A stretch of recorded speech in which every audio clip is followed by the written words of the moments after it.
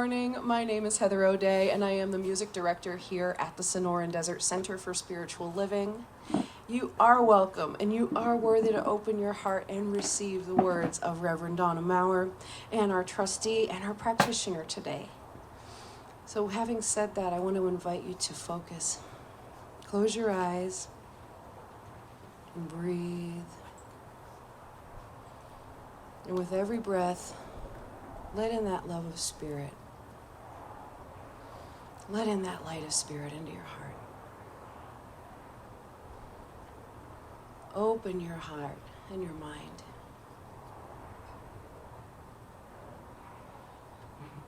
And now Leslie will ring the bells that signal the start of our service.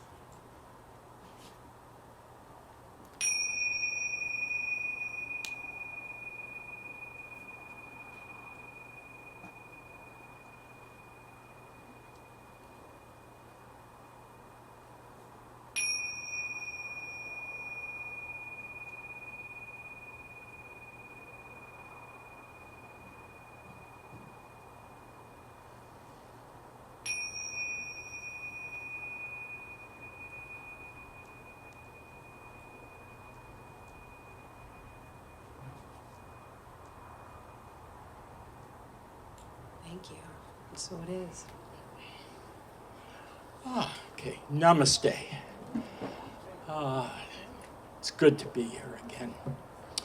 Good morning. My name is Bob, and on behalf of Reverend Donna Maurer and the Board of Trustees, I'm privileged to welcome you to the Sonoran Desert Center for Spiritual Living. Whoever you are, wherever you are on your spiritual path, you are truly welcome here. Here you will be validated, supported, and encouraged to be all that you are meant to be.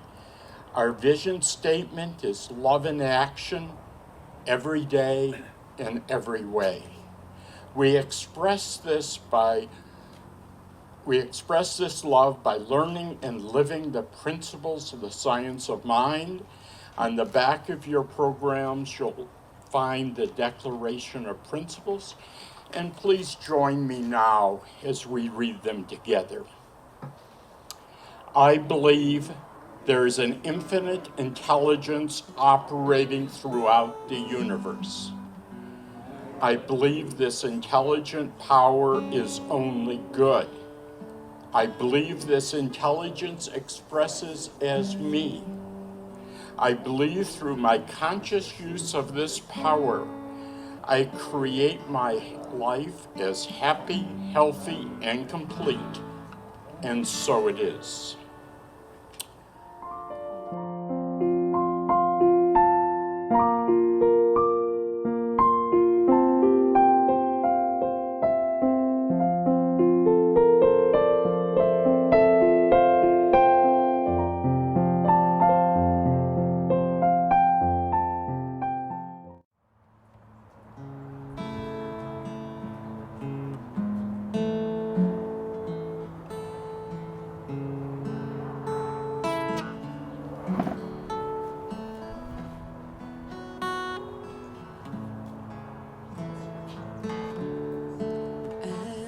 As above, so below, as within, so without. We are one, we are home.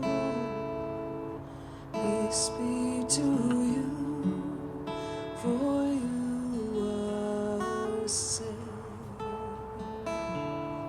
As above, so below, as within, so without. We are one, we are home. Peace be to me, for I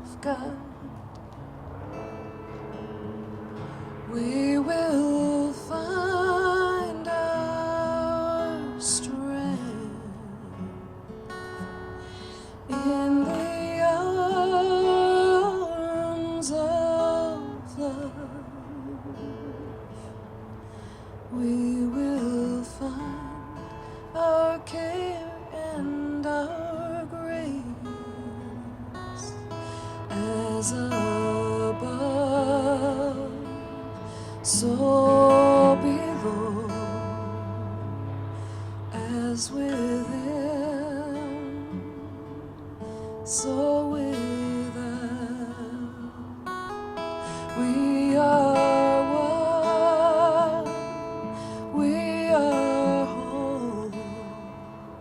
Peace be to you, for I am saved.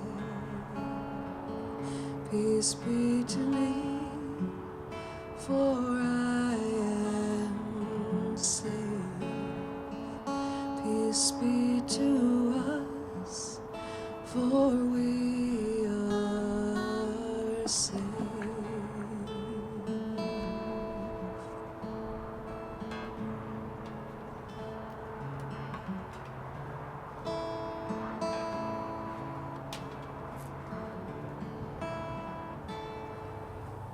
Good morning. Good morning. I'm John Lopez, and it's my pleasure to be your practitioner today. Would you please join me in our opening invocation? Knowing that God is all there is, everywhere and equally present, filling all space, this Spirit fills this beautiful outdoor sanctuary on this crisp, sunny morning. I feel and I sense Spirit right here and right now. And I know that today's service is already perfect, whole, and complete in the mind of Spirit as it expresses in and through Heather's delightful spiritual music and Reverend Donna's Spirit-inspired words. Our service is already a perfect idea in the mind of God. It is blessed, and there are blessings for each and every one of us right here and right now. And we anchor this by saying, and so it is. All right. Well, November being the month of gratitude, and I certainly have so much to be grateful for. My reading is from Eric Butterworth's book, Spiritual Economics, which I've read about 3 or 4 times. And he's one of my favorite inspirational authors and teachers. And so this is an excerpt from his chapter, A Grateful Heart.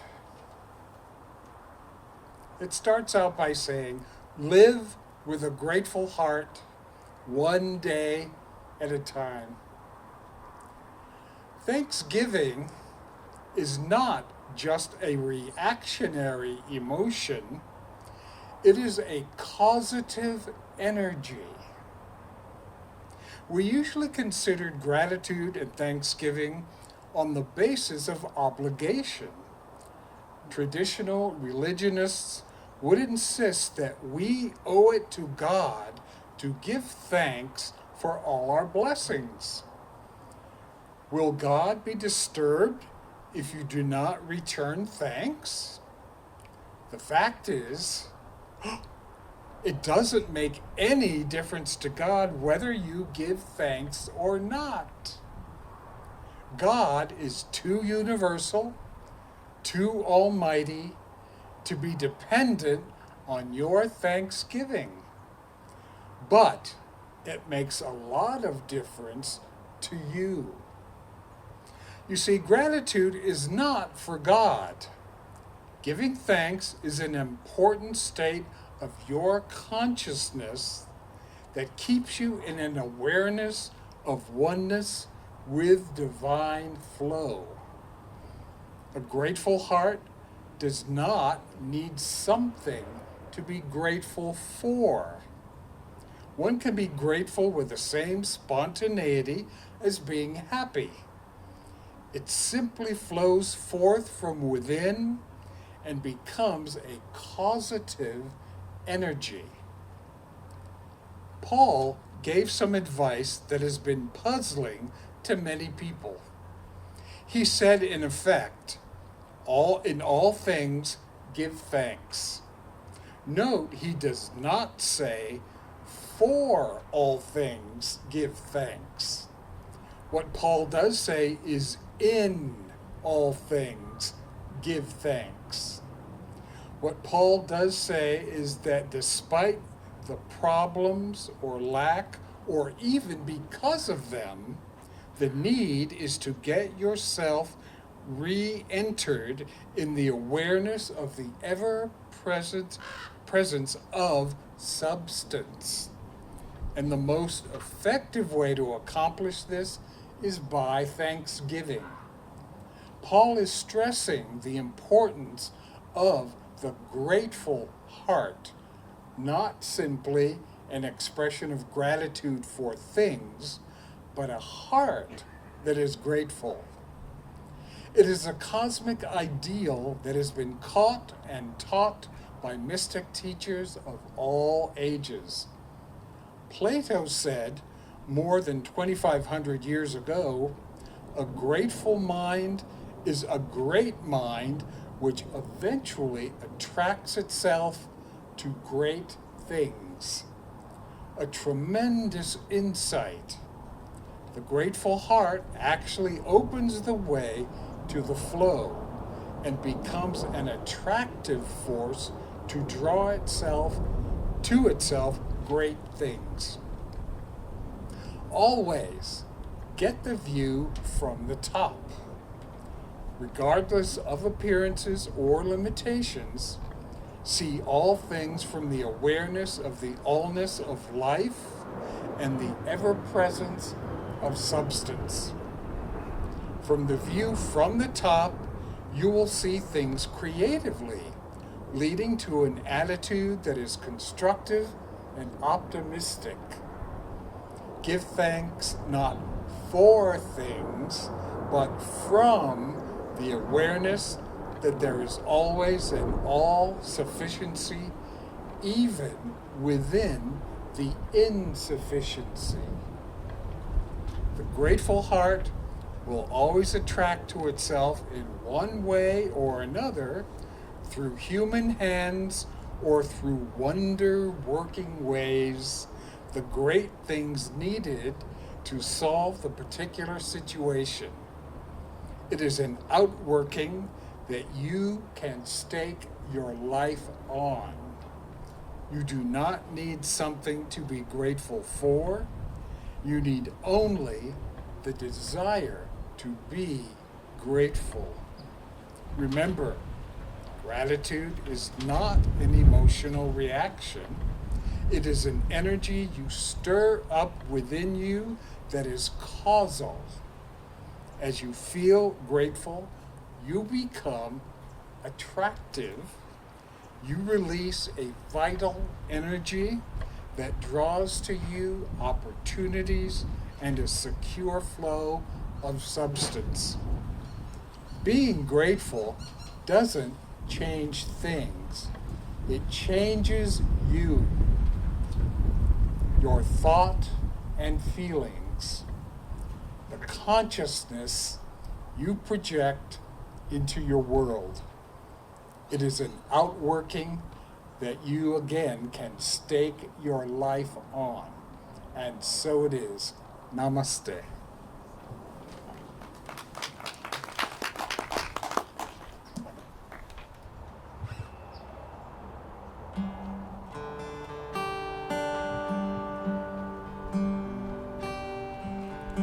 All shall be well, all shall be well, all manner of things shall be well.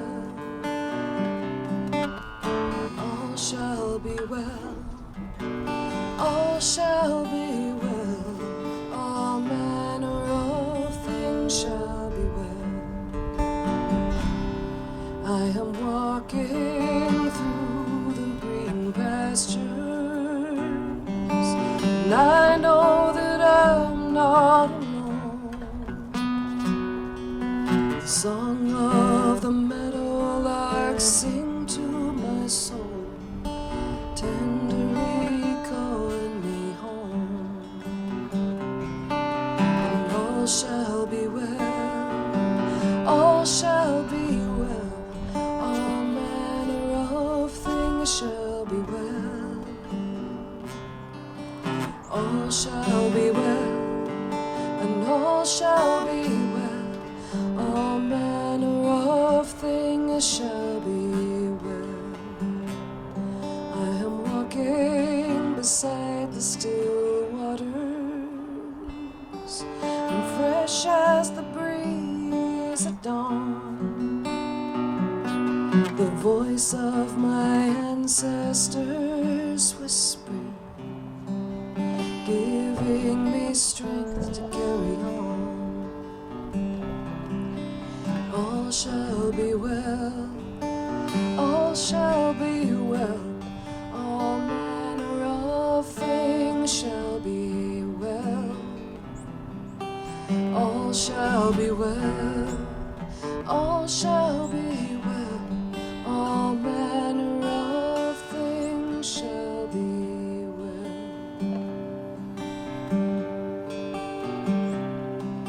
Surely goodness and mercy will follow, and love will be leading the way. Every shadow will shine in the fullness of time, and bloom in the hearts of the brave. And all shall be well, all shall be well, all manner of things shall be well. All shall be well, all shall be well, all manner of things shall be well. All manner of things shall be well. All manner of things shall be well.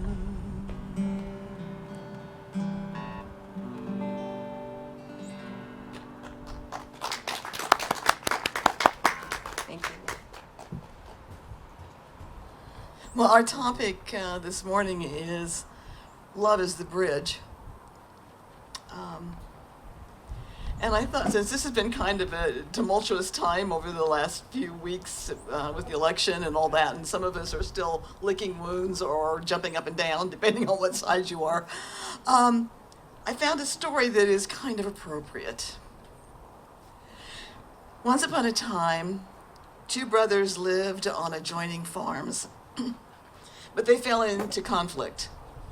It was the first serious rift that they'd had in 40 years. They had worked side by side. They'd shared machinery, trading labor and goods as both brothers and as friends. And then the long collaboration fell apart. It began with a small understanding, and it grew into a major difference. And finally, it exploded into an exchange of bitter words, followed by weeks of silence. And one morning, there was a knock on John's door. He opened it to find a man with a carpenter's toolbox, who said, "I'm looking for a few days of work." He said, "Perhaps you have some small jobs that I could do for you."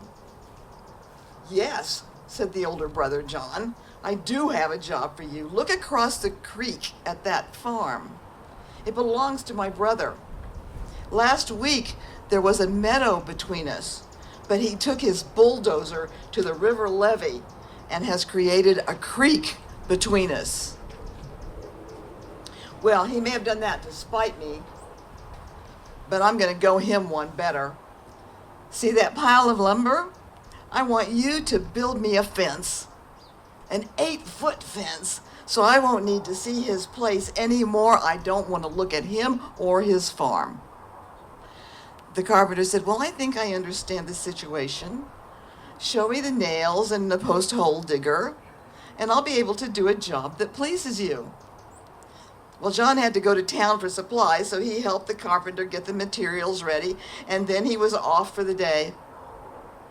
And the carpenter worked hard all day, measuring, sawing, nailing. About sunset, when John returned, the carpenter had just finished his job. Well, John's eyes opened wide and his jaw dropped. There was no fence at all. The carpenter had built a bridge stretching from one side of the creek to the other, a fine piece of work, handrails and all. And just as the older brother was ready to give the carpenter a piece of his mind, he saw his younger brother running toward the bridge, his hand outstretched. "You are quite a fellow to build this bridge after everything that I have said and done." The brothers met in the middle of the bridge, first taking each other's hand and then breaking into a hug. They turned to see the carpenter hoist his toolbox on his shoulder. "No, wait, stay a few days. I've got a lot of other projects for you," pleaded the older brother. "Well, I'd love to stay on," said the carpenter, "but I have many more bridges to build." So one of the things that I do love about our teaching is that we are bridge builders. You know, John said it, Heather sang it, that we live within two worlds and we build that bridge from the one world to the other. We have an inclusive philosophy, and it's a synthesis of the laws of science, the opinions of philosophy, and the revelations of all religions. You know, our founder, Dr. Ernest Holmes, writes, and I know you've heard it from me, "The science of mind in its broadest and truest sense includes all there is in science, religion, and philosophy. It's the result of the best thought of the ages. It borrows much from its light from others, but in doing so does not rob anyone, for truth is universal and never personal. We need the entire revelation of the whole world, and even with this, we have little enough." You know, you and I are bridge builders because ours is a lived philosophy. How many times have you heard me say it's not a Sunday religion? You know, I mean, our vision statement doesn't say love in action on Sundays between 10:30 and noon. It says love in action every day in every way.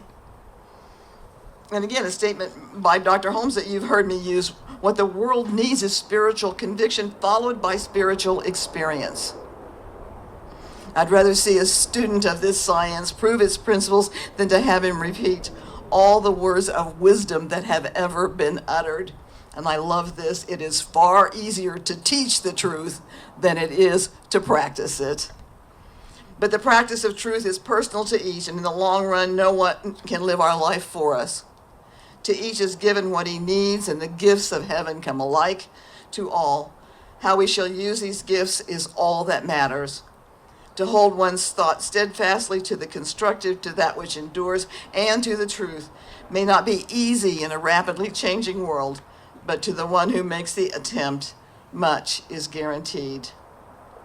The essence of spiritual mind healing and of all true religious philosophy is an inner realization of the presence of perfection within and around about.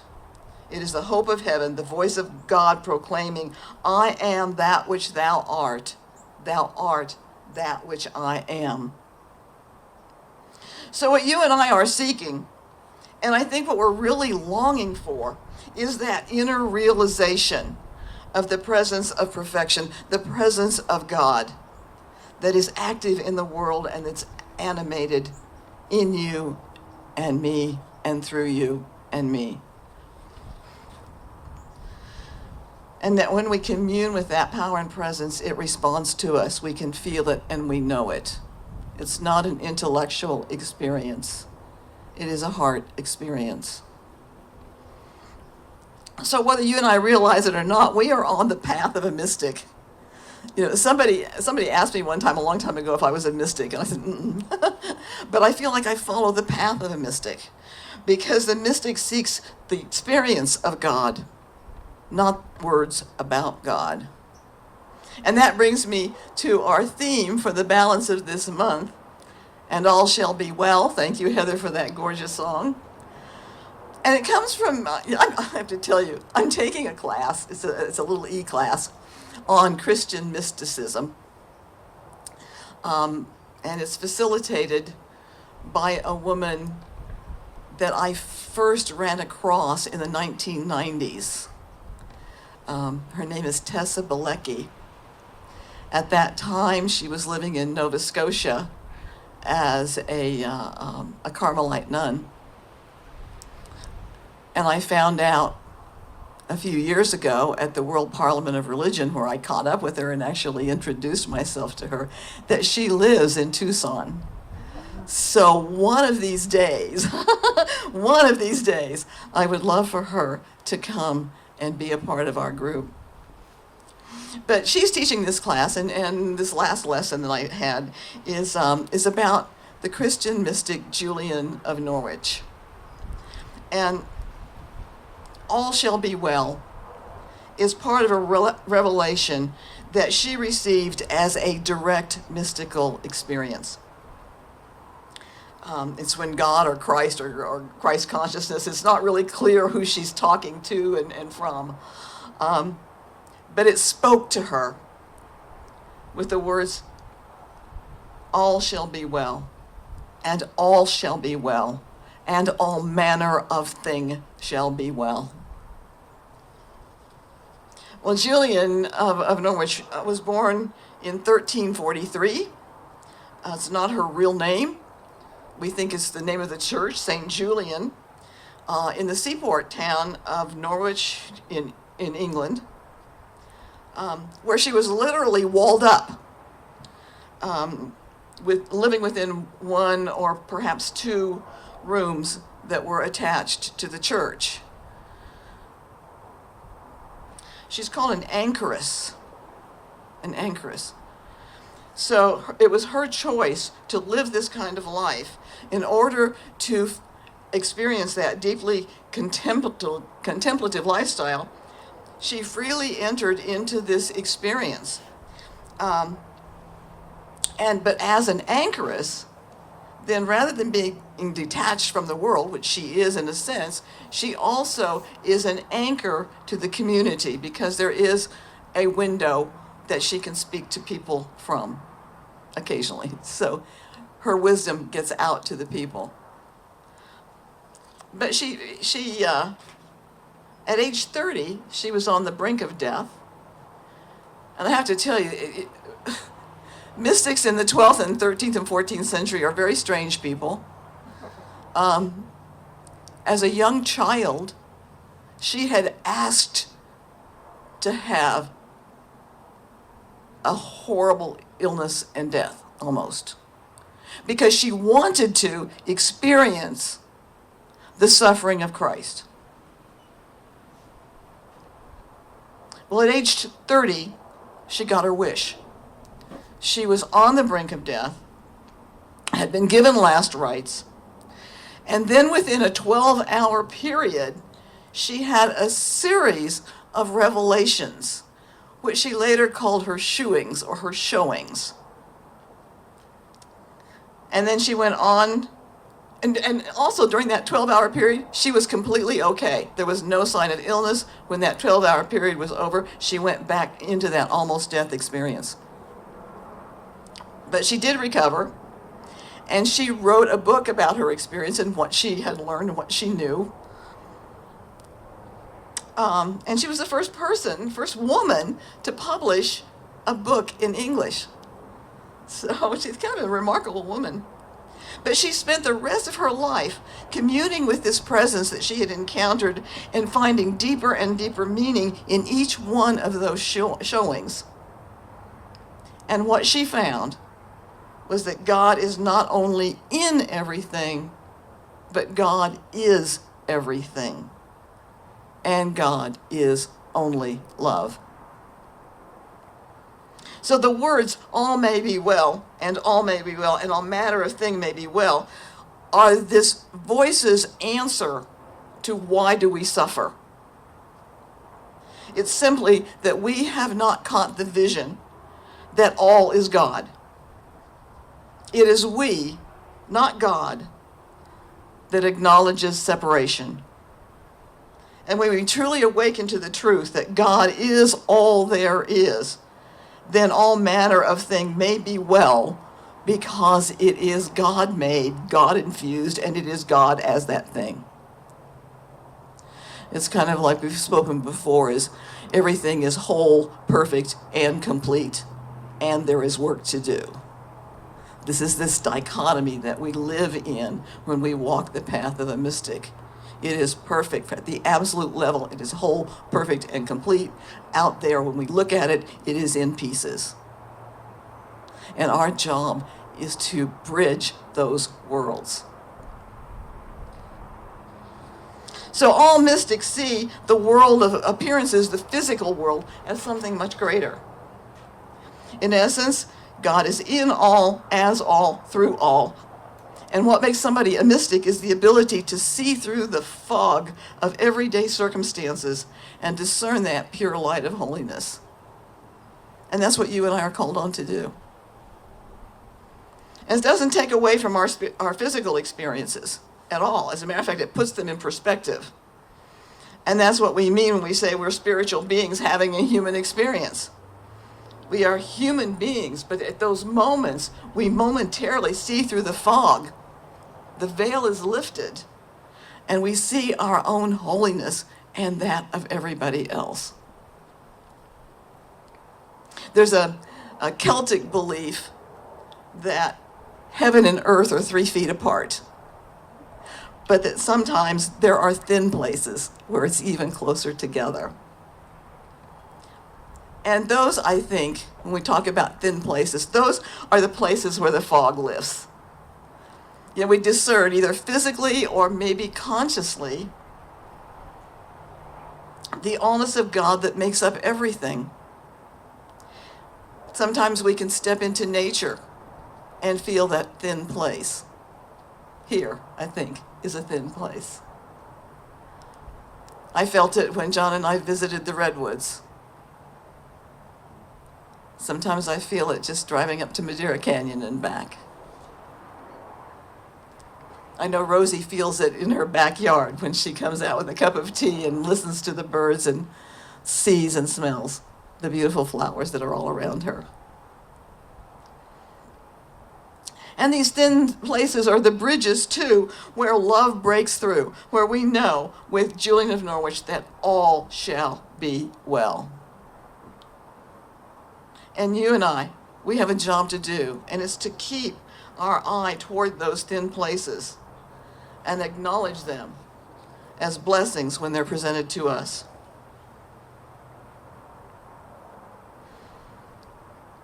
You know, the contractor was asked to build a wall. The wall would have increased the animosity between two brothers. But the bridge created a way for love. I don't know what's going to happen in the coming week or two,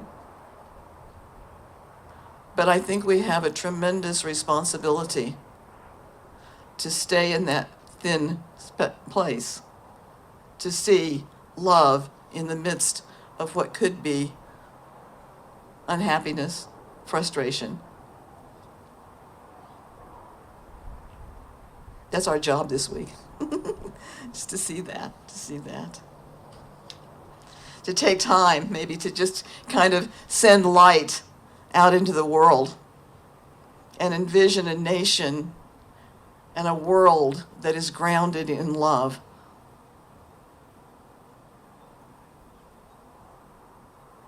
So as bridge builders and practical mystics, maybe even take the mantra, all may be well, and all may be well, and all manner of thing may be well. And again, for this time in our history, I want to close today with a prayer for our country that was written by our founder, Dr. Ernest Holmes. Believing in the divine destiny of the United States of America and in the preservation of liberty, security, and self-expression, I offer this, my prayer for my country. I know that divine intelligence governs the destiny of the United States of America, directing the thought and the activity of all who guide its affairs. I know that success, prosperity, and happiness are the gifts of freedom and are the divine heritage of everyone in this country. I know that success, prosperity, and happiness are now operating in the affairs of every individual in this country. I know that divine guidance enlightens the collective mind of the people of this country, causing it to know that economic security may come to all without loss of either personal freedom or individual self-expression. I know that no one can believe or led to believe that freedom must be surrendered in order to ensure economic security for all. The all-knowing mind of God contains the answer to every problem which confronts this country. I know that every leader in this country is now directed to this all-knowing mind and has the knowledge of a complete solution to every problem, and each is compelled to act upon this knowledge to the end that abundance, security, and peace shall come to all. And I know that this spiritual democracy shall endure, guaranteeing to everyone in this country personal liberty, happiness, and self-expression. And so it is. Namaste. Thank you.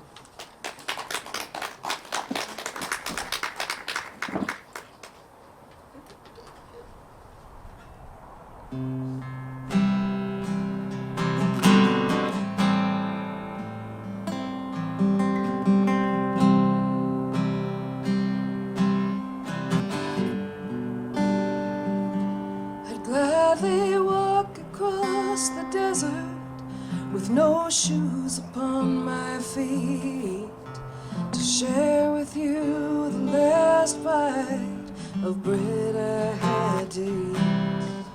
I would swim out to save you in your sea of broken dreams. When all your hopes are sinking, let me show you what love means. Love can build a bridge between your heart and mine.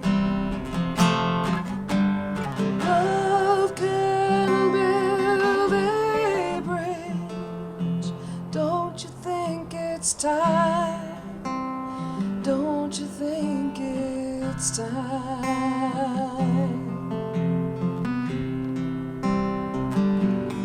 I would whisper love so loudly every heart would understand.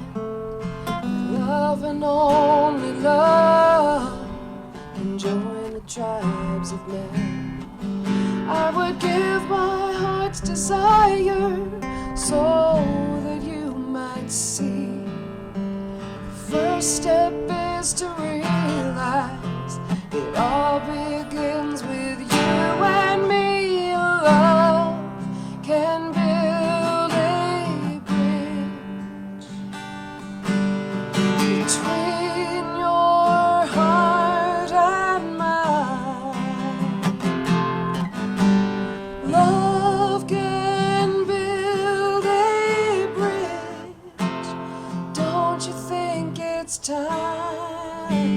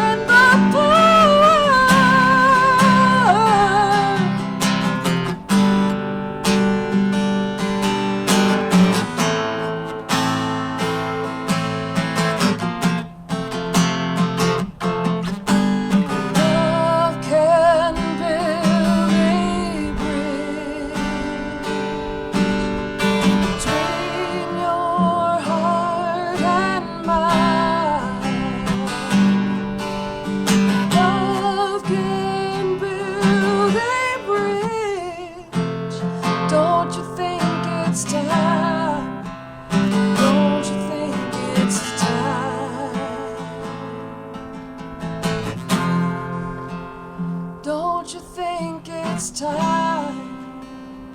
Don't you think it's time?